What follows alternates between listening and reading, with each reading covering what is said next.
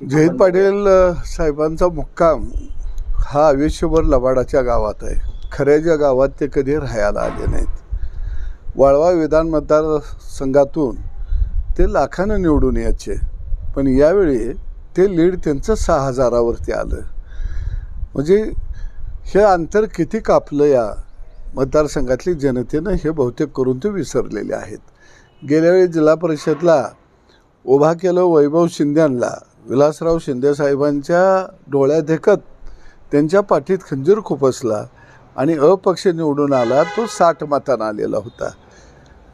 त्याचा गुलाल हिने उधळलेला होता. मला वाटतं त्याचाही विसर यांना पडला असावा आणि म्हणून निश्चित या निवडणुकीमध्ये हा गावगाड्याचा विजय झालेला आहे. विस्थापित विरुद्ध प्रस्थापित अशी लढाई झाली. प्रस्थापितांचा पराभव झाला. गल्ली बोळातनं त्यांना फिरावं लागलं.